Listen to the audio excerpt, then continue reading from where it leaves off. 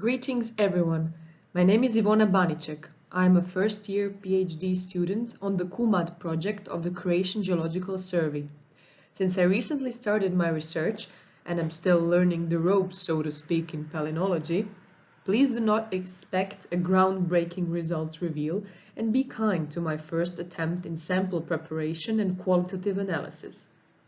The title of this presentation is Quaternary Palynological Investigation of the Kornati Islands Climate Change. The research has just started, the first samples have been made, and geochemical analysis of the first opened core are underway. The CUMAD project started 2 years ago and is led by Slobodan Miko, head of the Croatian Geological Survey. The project gathers scientists from Croatia, Greece, UK and Germany, or more specifically, Croatian Geological Survey, Universities of Zagreb, Zadar, Patras, Cambridge and Tübingen, Institute for Medical Research and Occupational Health, Croatian Hydrocarbon Agency, Croatian Natural History Museum. Project objectives are investigating the late Quaternary paleo-environmental evolution through various climate and environmental proxy data, as well as determination of the late Quaternary human migration along the eastern Adriatic coast.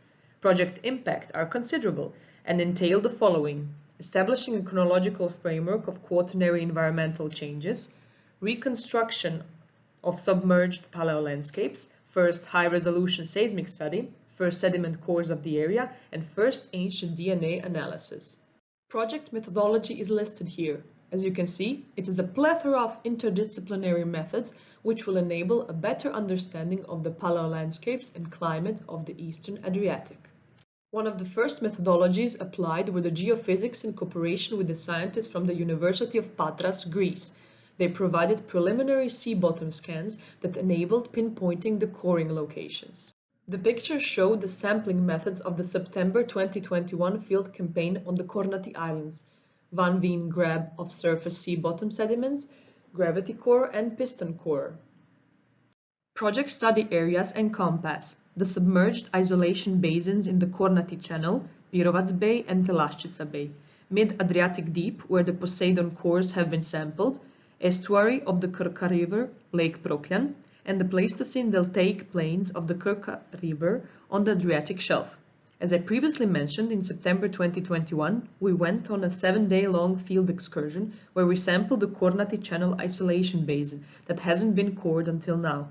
7 long marine cores were taken of total 34.5 meters in length.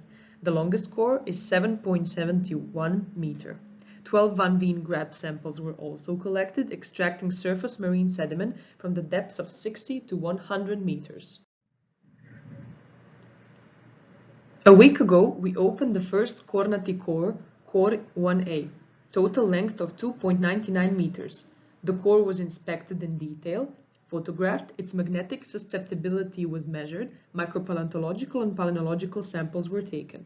In total, 6 palynological samples were collected, which are depicted in this Core 1A image. Palynological sample preparation procedure is strenuous and time-consuming. It consists of sample pulverization, recurring sieving and centrifuge, several acid treatments, lycopodium tablet saturation, heavy liquid usage, 2 overnight sedimentation of the sample solution. The remaining residue is placed on a microscopic slide. Intense microscoping ensues, where 300 to 500 palynomorphs have to be counted per sample in order for any statistical conclusion to be made. In the slide, you can see the table which is used for this counting. Palynofacies is the total organic microfacies of sedimentary rock containing remains of aquatic and terrestrial plants, as well as animal remains which point to paleoenvironment and its conditions. Palynofacies is determined by the percentage of represented phytoclasts, amorphous organic matter, and palynomorphs. Palynomorphs are organic walled microfossils between 5 and 500 micrometers in size, which are composed of organic material resistant to strong acids and bases, acetolysis or density separation. The results are usually shown in a ternary diagram sensu-Tyson, as shown in the slide. The algae Pediastrum stained with safranin for better detection is depicted in the picture. Since I just started the counting of the samples, I still do not have any conclusive results, so I won't show them in this presentation. A preliminary qualitative analysis has been made, which will be presented. It gives an overview of major groups present in the 6 core 1A samples. This sample encompasses the interval between 280 and 281 centimeter. During the laboratory sample preparation, it was concluded that it contains relatively small amount of organic residue. It is abundant in resin particles, which mean that it is close to the source material, shown in figures 1, 2, and 5. And phytoclasts, both opaque and translucent, figures 2, 3, 4, 5, and 6. Palynomorphs are rare but contain pyrite minerals indicating anoxic condition, shown in figure 4. The Pinus genus is the prevailing palynomorph represented, together with fungal spores with hyphae, figures 2 and 5. The sample belongs to the interval between 235 and 236 centimeters. It has enough organic residue for a palynofacious analysis. The sample contains translucent, figure 3, and opaque phytoclasts. There are several biostructured phytoclasts as well, figure 2. Rare resin particles, amorphous organic matter, figure 1, membranes, figure 5 and 6, and palynomorphs dominated mostly by pinus and fungal spores. A pyrite-filled pinus palynomorph is depicted in figure 4.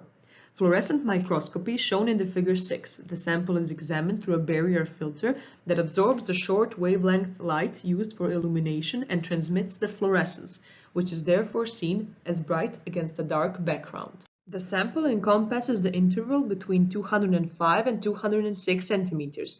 During the laboratory sample preparation, it was concluded that it contains sufficient amount of organic residue. It has a lot of amorphous organic matter, resin particles, and membranes shown in figure 1 and 2, which indicate short transport. The most abundant group are the phytoclasts, transparent, figure 3 and 4, and biostructured, figure 6. The palynomorph group is poorly represented, mostly by bisected pollen, pinus, which sporadically contains pyrite minerals, indicating anoxic conditions, figure 3 and 4. Zoomorph fragments have been found as well, figure 5. The sample depicts the interval between 145 and 146 centimeters. It contains sufficient organic residue for palynofacious analysis. The sample has several indicators of short transport, ABS palynomorph, actually fur, figure 4, and abundance of membranes which represent the cutine layer of the epidermis of leaves or branches from higher plants. There are amorphous agglomerations, resin particles, and cutinite, in figure 5, that do not fluoresce due to oxidation processes.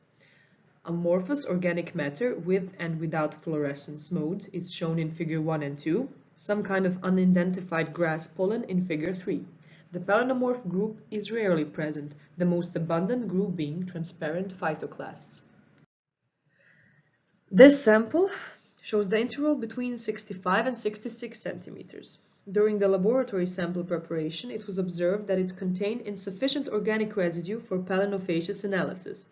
The sample is abundant in background mineral fraction and air bubbles, indicating poor slide preparation. These kinds of mistakes can occur, especially when the lab technician is unexperienced in the preparation procedure like I am. No matter the state of the sample, it was analyzed and concluded that the phytoclasts are the dominant group with sporadic resin particles, as shown here. And the last sample shows the interval of 20 to 21 centimeters. During the laboratory sample preparation, it was concluded that it contained very little organic residue.